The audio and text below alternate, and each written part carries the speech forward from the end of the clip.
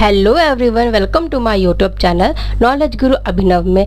आज का वीडियो है मोस्ट इम्पॉर्टेंट। अब तक का आप सबकी डिमांड थी कि क्लास 8 की साइंस का वीडियो लाओ, तो आज का हमारा जो वीडियो है SCERT विज्ञान कक्षा 8 का बिहार शिक्षक भर्ती के लिए, जो कि आपके लिए बहुत इम्पॉर्टेंट है। कक्षा 6 और 7 की साइंस हमने करवा दी है, 8 की रह गई थी, तो आज हम उसे भी कंप्लीट करेंगे।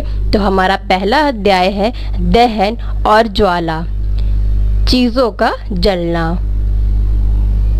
तो देखिए, इसमें पहला पॉइंट दिया हुआ है दवानल। क्या है दवानल? गर्मी ज़्यादा होने पर कुछ स्थानों में सूखी घास आग पकड़ लेती है, जिससे पूरे जंगल में आग लग जाती है, जिसे दवानल कहते हैं। और एक तरह से जंगल में लगी आग ऐसे भी बनता है प्रश्न, तो उसे जंगल में लगी आग को दवानल कहते हैं। नेक्स्ट पॉइंट है ज्वलन ताप।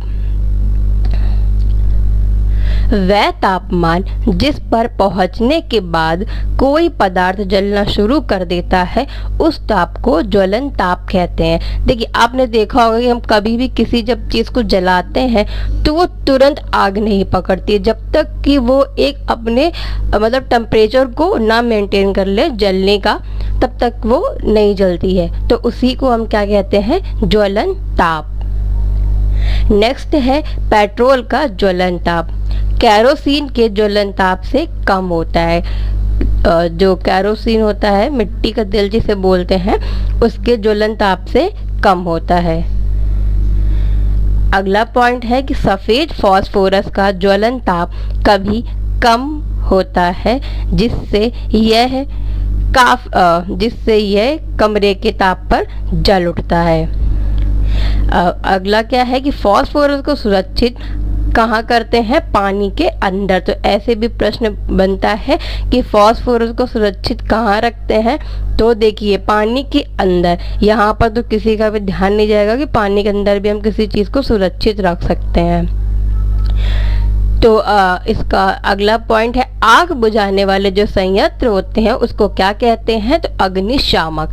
आपने देखा होगा कि एक रेड कलर का होता है सिलेंडर टाइप का, उसमें अग्निशामक उसे कहते हैं, आग बुझाने वाले संयंत्र को।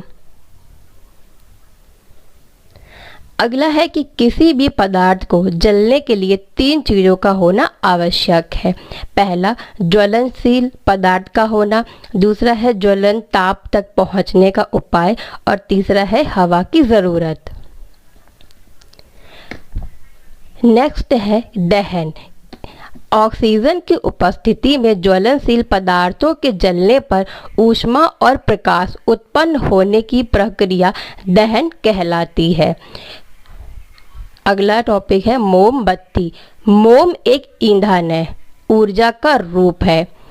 और मोमबत्ती एक हाइड्रोकार्बन है जो हाइड्रोजन प्लस कार्बन से मिलकर बनी होती है।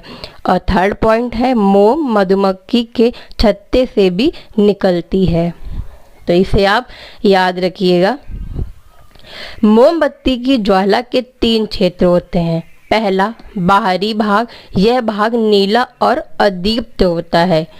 दूसरा, यहाँ पूर्ण दहन होता है क्योंकि ऑक्सीजन ज़्यादा होती है। और तीसरा है यह सबसे गर्म होता है।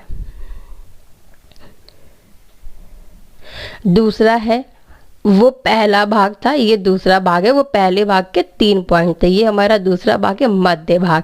यह भाग पीला चमकीला दीप्त क्षेत्र होते हैं। और सेकंड पॉइंट, यहाँ पूर्ण दहन नहीं होता है क्योंकि यहाँ ऑक्सीजन कम होती है। इसका तीसरा भाग है आंतरिक भाग। यह क्षेत्र बत्ती के बहुत नज़दीक, यह काला रंग का होता है क्योंकि कार्बन के कण बहुत कम होते हैं और सबसे कम गर्म क्षेत्र है।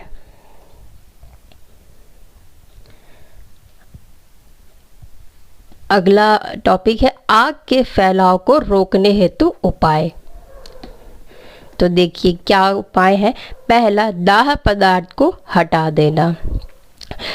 ऑक्सीजन की आपूर्ति बंद कर देना और उसके ज्वलन ताप को बढ़ा देना। तो यहाँ पर अब कुछ क्वेश्चंस हैं कि इसका पहला क्वेश्चन है कि पानी डालने से आग कैसे बुझ जाती है। तो देखिए, पानी डालने से वस्तु ठंडी हो जाती है और उसका ज्वलन ताप काफ़ी बढ़ जाता है और पानी द्वारा उत्पन्न ठंड से आग बुझ जाती है। अगला क्वेश्चन है, मोमबत्ती की ज्वाला जब स्थिर हो तो कांच की प्लेट ले जाने पर काला वलय क्यों बनता है। तो इसका आंसर है कि मोमबत्ती के दहन से कार्बन के कुछ कण बिना जले हुए बच जाते हैं, जिससे गैस उत्पन्न होती है और शेष बचे कार्बन की वजह से प्लेट पर काला वलय बन जाता है। नेक्स्ट क्वेश्चन है कि यदि कोई व्यक्ति आग की चपेट में जाए तो उसे कंबल में क्यों लपेट दिया जाता है। तो क्योंकि कंबल वायु का कुचालक होता है। तो वायु का कुचालक कंबल, जिससे कंबल के अंदर मौजूद आग का संपर्क वायु से नहीं हो पाता और वायु की अनुपस्थिति की वजह से आग बुझ जाती है। देखिए, ये पहले चैप्टर से रिलेटेड सारे क्वेश्चंस हैं, ये सब बुक में इसी तरह से मेंशन थे। तो अगला क्वेश्चन है कि आधा पेट्रोल और आधा पानी के एक मिश्रण से एक कपड़े को भिगोया फिर जलाया, आग लगी पर कपड़ा नहीं जला, क्यों। तो देखिए, पानी पेट्रोल से भारी होता है तथा कपड़े में मिल जाता है और पेट्रोल हल्का होने के कारण ऊपर से जल जाता है, अतः कपड़ा बच जाता है। इसका नेक्स्ट क्वेश्चन है, माचिस को जलाने के लिए उसे माचिस की डिब्बी से रगड़ा जाता है, क्यों। तो ज्वलन ताप पाने के लिए। नेक्स्ट क्वेश्चन है कि लाल फास्फोरस कमरे के ताप पर आग पकड़ लेता है, यस एंड नो। तो नहीं पकड़ता है। अगला क्वेश्चन है कि तेल द्वारा उत्पन्न आग को जल द्वारा नियंत्रित किया जा सकता है। तो नहीं किया जा सकता है। तो ये हमारा चैप्टर पहला फिनिश होता है, उसकी थ्योरी और उसके कुछ रिलेटेड क्वेश्चंस के साथ। तो अब हमारा अध्याय दूसरा है, तड़ित और भूकंप, प्रकृति के दो भयानक रूप। तो ये हमारा अध्याय दूसरा है। इसमें पहला है आवेश, जिसे चार्ज भी बोलते हैं। वस्तुओं को आपस में रगड़कर आवेशित किया जा सकता है। आवेश दो प्रकार के होते हैं, एक धनावेश और एक ऋणावेश। धनावेश का सिंबल ये प्लस का होता है और ऋण का माइनस का।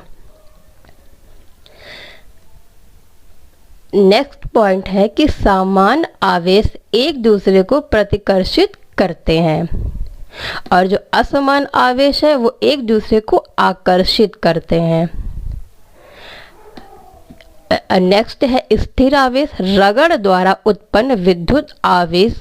और विद्युत धारा क्या है, जब आवेश गति करती है तब बनती है, जब आवेश गति करती है तब बनती है क्या, विद्युत धारा। क्या तड़ित क्या है, लाइटनिंग। तो देखिए, जब संचित आवेशों का परिणाम अत्यधिक हो जाता है और धनावेश और ऋणावेश के बीच विद्युत प्रवाह के कारण चमकीली धारियां दिखाई देती हैं और तीव्र ध्वनि सुनाई देती है, जिसे तड़ित कहते हैं या लाइटनिंग कहते हैं। तो क्या है, धनावेश और ऋणावेश के बीच विद्युत प्रवाह के कारण जब चमकीली धारियां दिखाई देती हैं तब उसे लाइटनिंग कहते हैं।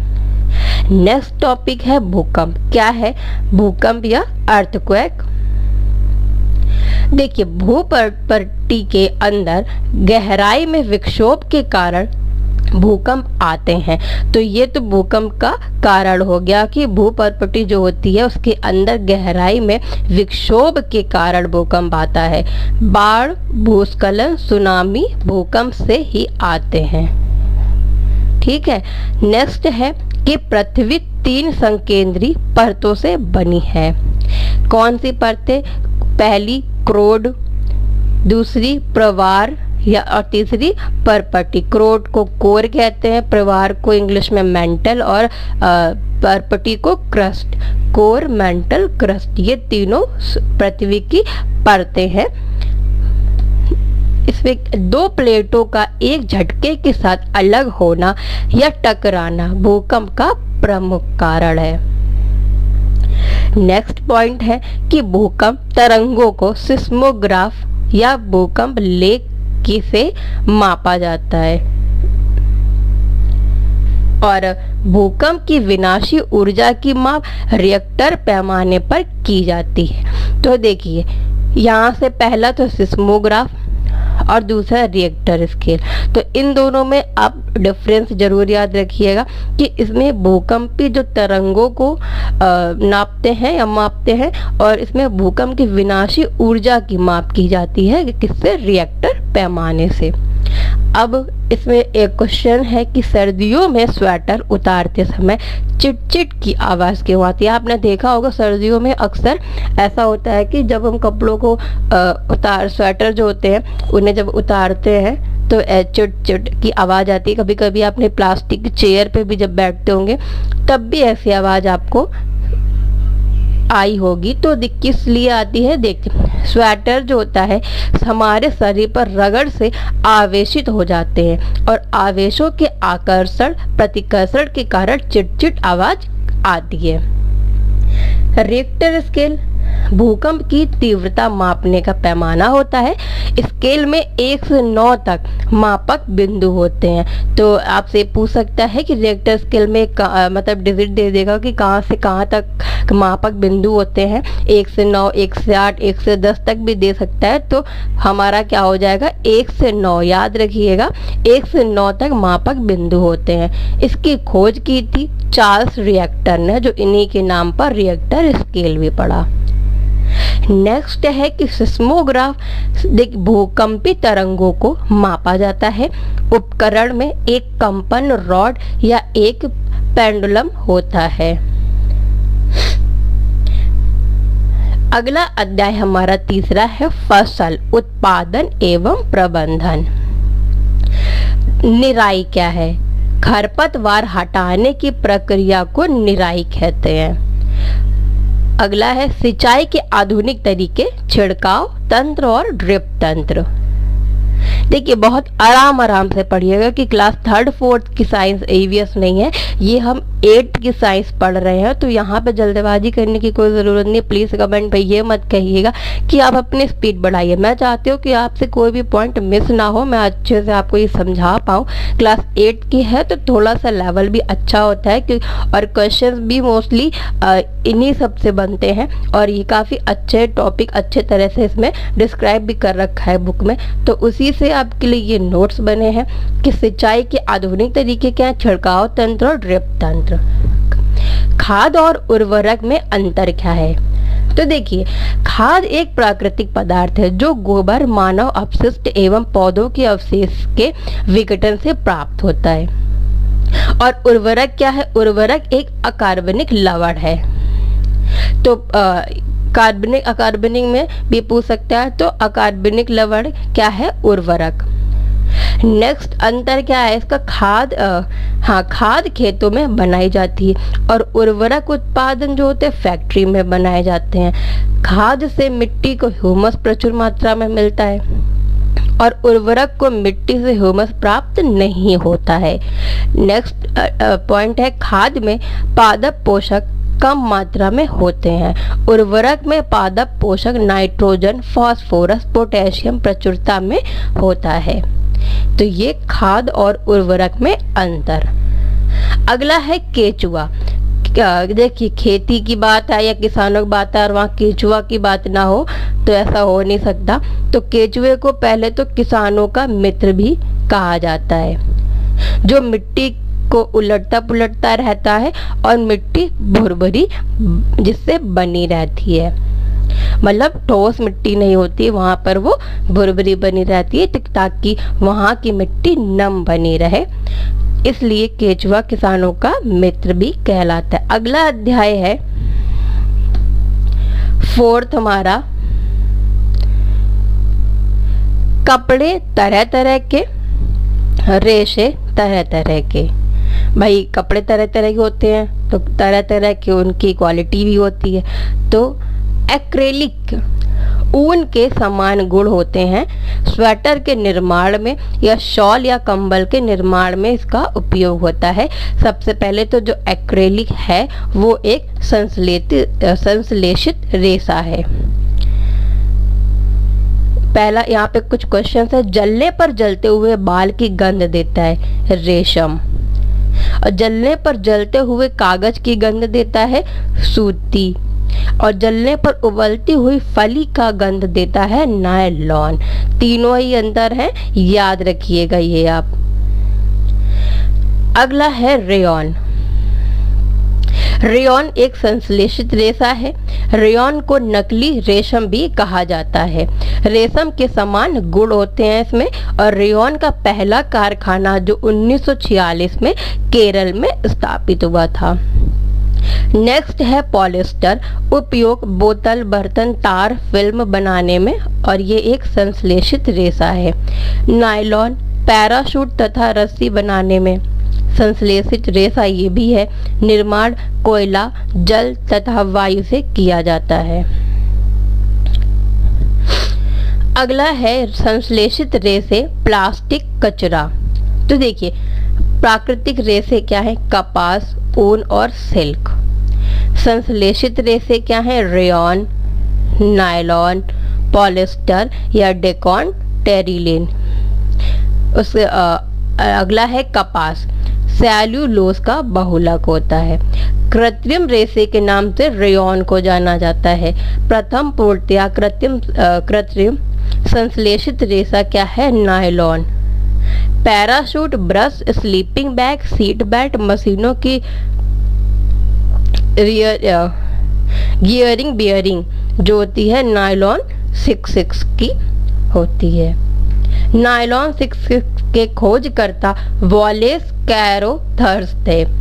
टेरिकॉट पॉलिस्टर प्लस कपास का बना होता है, और टेरिलिन जो होता है पॉलिस्टर प्लस ऊन का बना रहता है। ऑरलॉन क्या है? इसे पैन भी बोलते हैं। गर्म कपड़े, ऊनी, एसीटोनाइट्रल, एथिलिक अम्ल plus hexamethylene diamine is equal nylon 6.6 या 66 से कॉमा है लगा हुआ। पैन क्या है? पॉली एसिटोनाइट्राइट। रेयॉन व कपास मिलकर चादरें व गलीचे, कालीन वगैरह बनाई जाती हैं। धातु प्लास्टिक थैलियाँ किसकी बनी? तो जैव अनिम्नकरणीय होती हैं, और सब्जी, फल, कपड़ा, कागज वो जैव निम्नकरणीय होते हैं। नेक्स्ट है बैकलाइट। थर्मेसेटिंग, ताप दृढ़ प्लास्टिक व ताप व ऊष्मा का कुचालक और बर्तनों के हत्थे बैकलाइट के बने होते हैं। मेलामाइन क्या है? अधिक ऊष्मा सहन करने वाले, अग्निशामक कर्मचारियों के कपड़े और फर्श की टाइल। टेफ्लॉन क्या है? देखिए नॉन स्टिक बर्तनों पर हल्की परत, और ताकि खाना चिपके नहीं। किसका बना होता है? टेफ्लॉन का। पॉलीथीन व पीवीसी, पॉलीस्टायरीन क्या है? थर्मोप्लास्टिक। बरसाती कोट, पाइप, तारों पर विद्युत रोधी परत पीवीसी या की बनी होती है। बैकलाइट सह बहुलक, योगात्मक बहुलक होते हैं, और फिनाइल प्लस फॉर्मेल्डिहाइड से बनते। जैविक अपशिष्ट क्या है? छिलके, पत्ते, सब्जी जो खराब होती है वो हरे डिब्बे में। अजैविक अपशिष्ट प्लास्टिक, कांच और जो चीनी मिट्टी के बर्तन होते हैं उसे नीले डब्बे में। और विषैले पदार्थ, दवाई, पेंट, बैटरी, ये सब एक्सेट्रा वो काले डिब्बे। आपने देखा होगा जो डस्टबिन रखे होते हैं उसमें जो हरा, नीला और काला कलर के डब्बे होते हैं, इसमें अलग अलग तरह के कूड़े रखे जाते हैं। जैसे जैविक अपशिष्ट होते हैं वो हरे डिब्बे, ये हरे डस्टबिन में, अजैविक नीले डस्टबिन में, और विषैले जो होते हैं वो काले डस्टबिन। अब यहाँ देखिए 4R, मैंने पिछले वीडियो में भी आपको 4R पढ़ाया था। तो क्या है 4R? रिड्यूस, रीयूज, रिसाइकल और रिकवर। अगला अध्याय है हमारा 5, बल से जोर आजमाइश। बल का एसआई मात्रक होता है न्यूटन। बल इज इक्वल टू द्रव्यमान गुणा त्वरण, इसका ये formula. 1 newton is equal to kilogram पर सेकेंड, एस स्क्वायर या सेकेंड स्क्वायर, ये इसकी यूनिट। बल का सीजीएस मात्रक dyne. 1 newton is equal to 10 power 5 dyne, ये ऐसे अभी लिख सकते हैं 10 की पावर 5, और ये मतलब ऐसे ये यूनिट्स पूछ सकता है। 1 newton is equal to 1 newton is equal to, ये सीजीएस मात्रक है डायन में, और ये 1 किलो भार इज इक्वल टू 9.8 न्यूटन, या और 10 न्यूटन भी कह सकते हैं इसे। बल एक सदिश राशि है, परिमाण और दिशा दोनों होते हैं। बल में परिमाण और दिशा दोनों होते हैं। बल के प्रकार संपर्क बल और असंपर्क बल। देखिए संपर्क बल क्या है, इसमें पेशीय बल और घर्षण बल होता है, और असंपर्क बल गुरुत्वाकर्षण बल, चुंबकीय बल और स्थिर विद्युत बल। तो क्या है घर्षण बल? जब एक सतह पर दूसरे सतह को चलाया जाता है तो उन सतहों के बीच एक अवरोधक बल कार्य करता है, जिसे घर्षण बल कहते हैं। भार क्या है?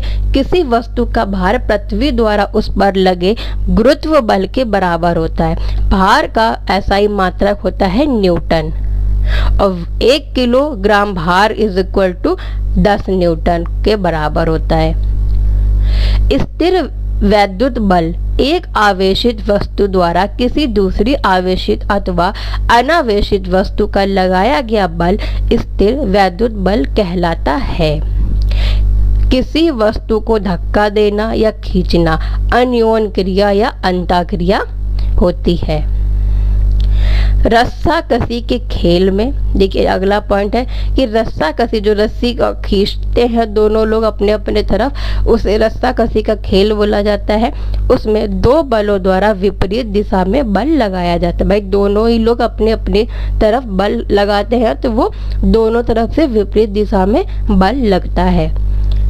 क्वेश्चन है, जब गेंद हवा में फेंकी जाती है तो उसकी गति में परिवर्तन रहता है, किसके कारण? पेशीय बल के कारण, गुरुत्वाकर्षण बल के कारण। ये अगला अध्याय हमारा 6 घर्षण के कारण। घर्षण बल 2 सतहों के बीच गति के विपरीत दिशा में लगने वाले बल को घर्षण बल कहते हैं। कमीनादार तुला क्या है? माफ कीजिएगा, कमानीदार है, यहाँ पे थोड़ा सा गलत हो गया है, माफ कीजिए। आगे, कमानीदार तुला एक युक्ति है जिससे किसी वस्तु पर लगाया गया बल मापा जाता है। घर्षण के प्रकार क्या है? एक कमानीदार तुला एक युक्ति है जिससे किसी वस्तु पर लगाया गया बल मापा जाता है। तो घर्षण के प्रकार स्थैतिक घर्षण, सीमांत घर्षण और गतिक घर्षण। तो देखिए यहाँ पे गतिक घर्षण के पार्ट है सर्पीय घर्षण और लोटनिक घर्षण।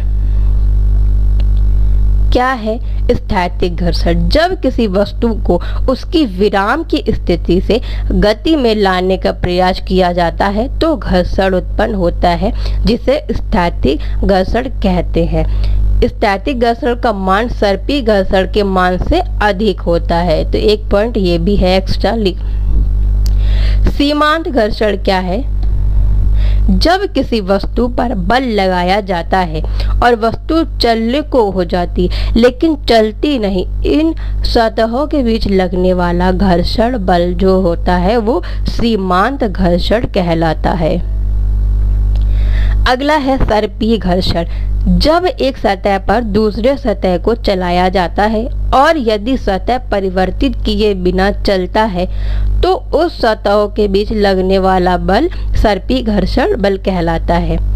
लोटनिक घर्षण क्या है? जब एक सतह पर दूसरा सतह परिवर्तित करते हुए चलता है तो उन सतहों के बीच लगने वाला बल लोटनिक घर्षण बल कहलाता है।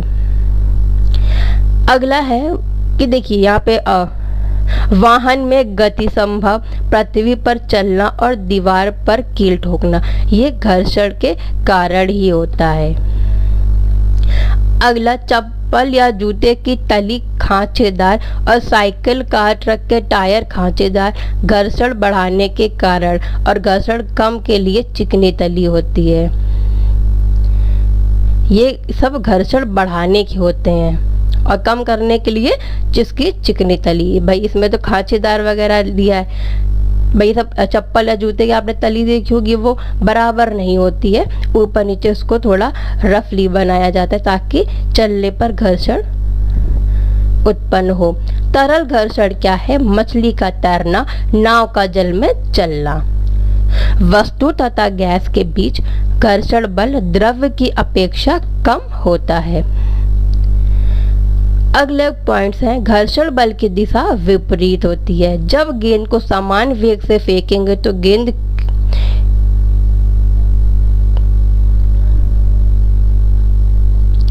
ये कंप्लीट पॉइंट नहीं है शायद। पक्की समतल सतह पर लंबी दूरी तय करती है। अच्छा सही है, गेंद की जब गेंद को समान वेग से फेंकेंगे तो क्या होगा कि पक्की समतल सतह पर लंबी दूरी तय करती है कम घर्षण के कारण, और कच्ची सड़क पर कम दूरी तय करती है ज्यादा घर्षण के कारण। पक्की पे लंबी दूरी और कच्ची सड़क पे कम दूरी। अगला पॉइंट है, जूते चप्पल के तलवे घिस जाते हैं और चाकू की धार घिस जाती है। आपने देखा होगा सफाई से बर्तन घिस जाते हैं। किसके कारण होता है? ये घर्षण बल के कारण। भाई ये सब तो आपने खुद ही एक्सपीरियंस किया होगा कि चप्पल, जूते और चाकू की धार या सफाई करते करते बर्तन भी घिस जाते हैं। तो ये किसके कारण होता है? ये होता है घर्षण के कारण। अगला है धारा रेखी गति। तरल पदार्थ में गति करने वाली वस्तु की आकृति को विशेष रूप प्रदान किया जाता है जिससे घर्षण का मान कम हो जाता है। इसी विशेष आकृति को धारा रेखी आकृति कहते हैं।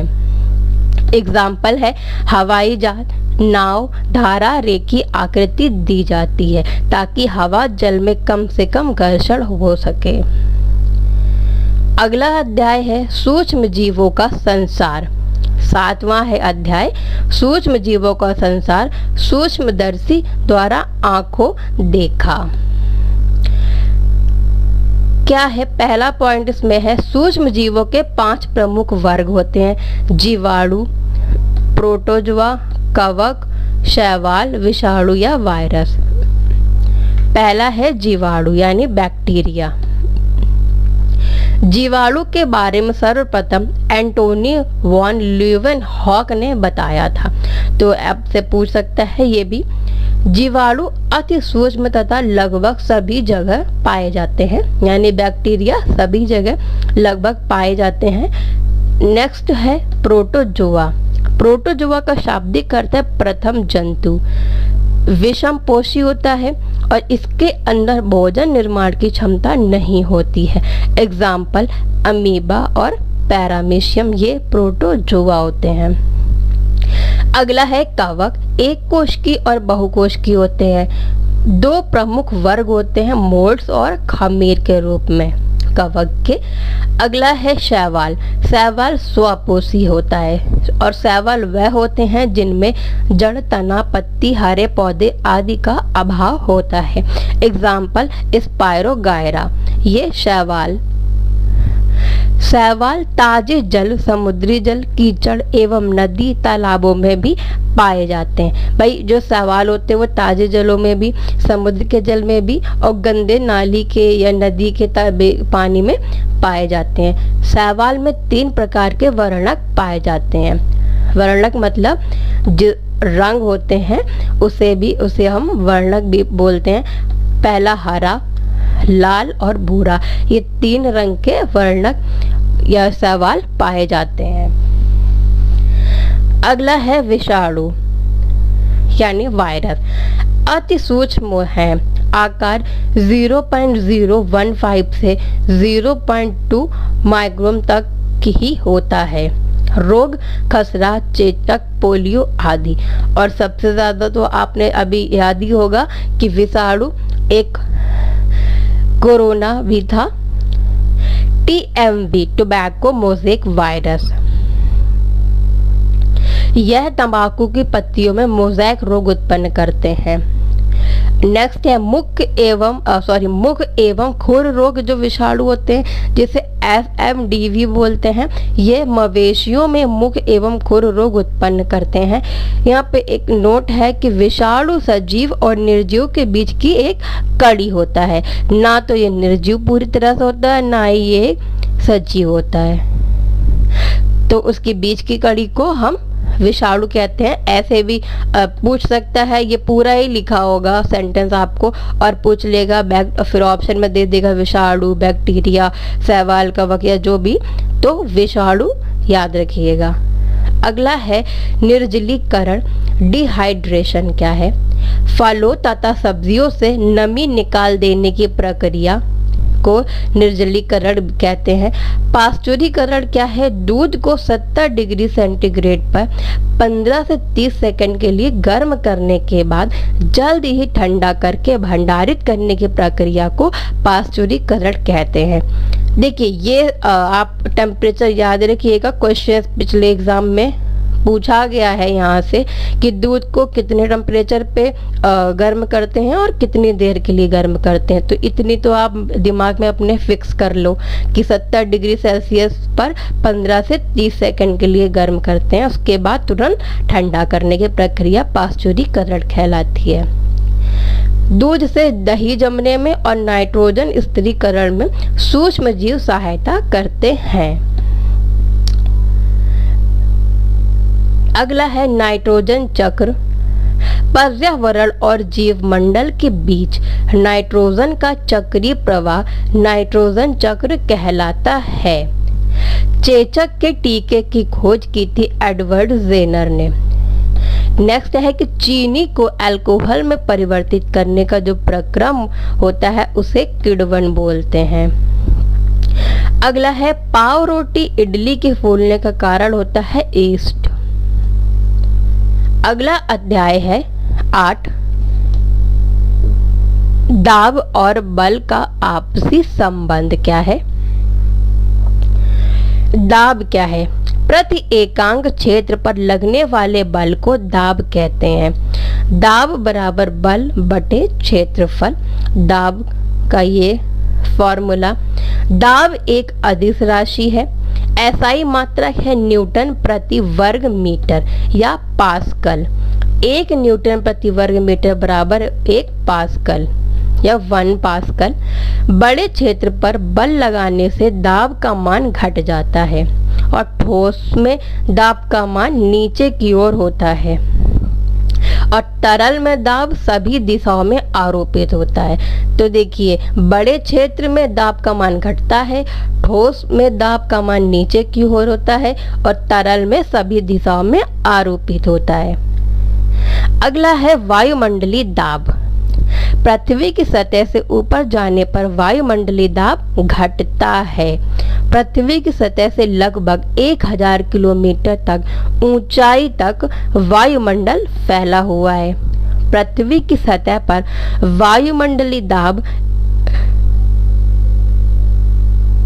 1,00,000 पास्कल या 100 के पास्कल होता है। के का आप मतलब जानते हैं 1000 में होता है, आजकल तो 1000 की जगह के भी लिखते हैं, तो या तो 1,00,000 पास्कल बोली 1,00,000 पास्कल या तो 100 के पास्कल।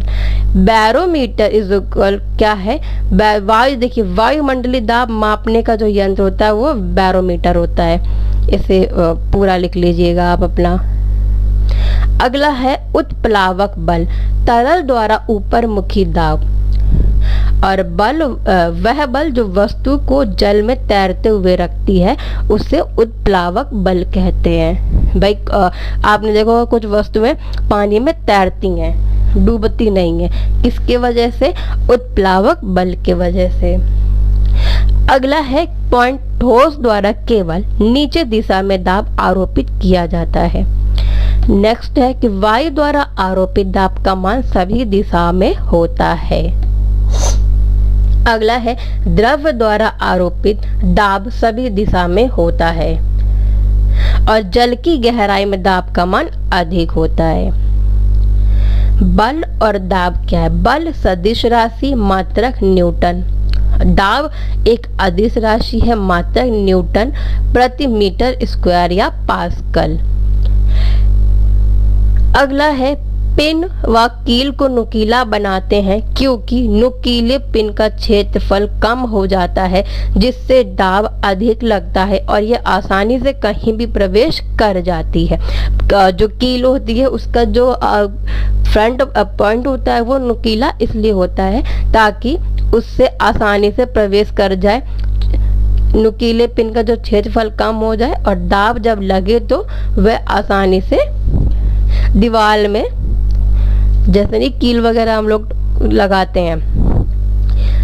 अगर आपके सिर का क्षेत्रफल 100 वर्ग सेंटीमीटर है तो आप अपने सिर पर 100 किलो भार ढो रहे होते हैं। अगला अध्याय है 9 नंबर, ईंधन हमारी जरूरत। प्राथमिक ईंधन क्या है? प्रकृति में पाए जाने वाले जो ईंधन को प्राथमिक ईंधन कहते हैं, जैसे कोयला, लकड़ी आदि। ये सब प्राथमिक ईंधन है जो प्रकृति से प्राप्त होते हैं। अगला है द्वितीयक ईंधन। जो ईंधन प्राथमिक ईंधन से प्राप्त किए जाते हैं उसे द्वितीयक ईंधन कहते हैं, जैसे कोक, गैस आदि। अगला है कोयला से कोक और कोल तार से कोयला गैस प्राप्त करते हैं। कोयला, पेट्रोलियम, प्राकृतिक गैस ये सब जीवाश्म ईंधन है। देखिए यहाँ एक नोट है कि जीवाश्म ईंधन समाप्त भी हो सकते हैं। अगला है कार्बनीकरण। पृथ्वी के नीचे लाखों वर्षों तक दबे रहने से पौधों एवं जानवरों का रूपांतरण कोयले में हो गया है।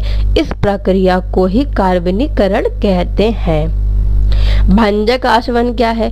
कोयले को वायु की अनुपस्थिति में 1000 डिग्री सेल्सियस ताप पर गर्म करना ही भंजक आसवन कहलाता है। यहाँ पर कुछ फुल फॉर्म है। एलपीजी का क्या है? Liquefied petroleum gas. CNG compressed natural gas. ONGC क्या है? Oil and natural gas commission. OIL क्या है? Oil India limited. अगला देखिए यहाँ पे ऊर्जा, सूर्य ऊर्जा और पवन ऊर्जा समाप्त नहीं होने वाले ईंधन है। ऐसे भी प्रश्न पूछेगा कि समाप्त ना होने वाले ईंधन क्या है, तो सौर ऊर्जा और पवन ऊर्जा। अगला परिष्करण क्या है? पेट्रोलियम के विभिन्न संघटकों को पृथक करने का प्रक्रम है परिष्करण। कोक क्या है? कार्बन का शुद्ध रूप। कोल तार क्या है? विभिन्न पदार्थों का मिश्रण। अब यहाँ पे देखिए कोयले का उत्पाद, अभिलक्षण और उपयोग क्या? कोक का अभिलक्षण क्या है? काला और कठोर होता है। उपयोग करते हैं इस्पात निर्माण और धातु निष्कर्षण में। कोल तार क्या है? कोल तार का अभिलक्षण है भूरा, काला, गाढ़ा द्रव। रंग उपयोग करते हैं रंग, औषधि, प्लास्टिक आदि बनाने में। कोयला गैस तेज गंध होती है, ईंधन के रूप में इसका प्रयोग करते हैं। अनवीनीकरण स्रोत जो है सूर्य का प्रकाश और वायु है। अगला अध्याय है 10 विद्युत धारा के रासायनिक प्रभाव। विद्युत का सुचालक जो पदार्थ अपने से होकर विद्युत धारा प्रवाहित होने देता है उसे विद्युत का सुचालक कहते हैं या कहलाता है, और विद्युत का कुचालक जो पदार्थ अपने से होकर विद्युत धारा प्रवाहित नहीं होने देता है उसे विद्युत का कुचालक कुचालक कहते हैं या कहलाता है। विद्युत धारा का रासायनिक प्रभाव। किसी चालक द्रव्य में विद्युत धारा प्रभावित होने पर रासायनिक अभिक्रिया होती है, इसे ही विद्युत धारा का रासायनिक प्रभाव कहते हैं। विद्युत लेपन क्या है? विद्युत धारा द्वारा किसी पदार्थ पर वांछित धातु की परत विक्षेपित करने की प्रक्रिया विद्युत लेपन कहलाती है या कहते हैं। नोट एक है आपके लिए, नमक मिले जल में विद्युत धारा प्रभावित होने पर, अगर हम नमक मिले जल के जो विद्युत धारा का प्रभावित होने पर उसकी जांच करते हैं तो ऑक्सीजन धनात्मक टर्मिनल पर और हाइड्रोजन ऋणात्मक टर्मिनल पर मिलता है। विद्युत लेपित वस्तु साइकिल, हैंडल, कार, पुर्जे, नल। और किस धातु का लेपन होता है? क्रोमियम का लेपन होता है। तो देखिए आज की हमारा ये वीडियो यहीं पर ख़त्म होता है क्लास 8 की साइंस का। अभी भी इसमें कुछ अगर रह गया होगा तो हम उसको आपको नेक्स्ट वीडियो में उपलब्ध करा देंगे। तब तक के लिए आप पढ़ते रहिए। वीडियो अच्छा लगा हो तो लाइक एंड शेयर जरूर कीजिएगा और चैनल को सब्सक्राइब करके बेल आइकन दबाना बिल्कुल भी ना भूलें, ताकि आने वाली वीडियो आप तक सबसे पहले पहुंचे और आपसे मिस ना हो। तब तक के लिए thank you so much for watching this video.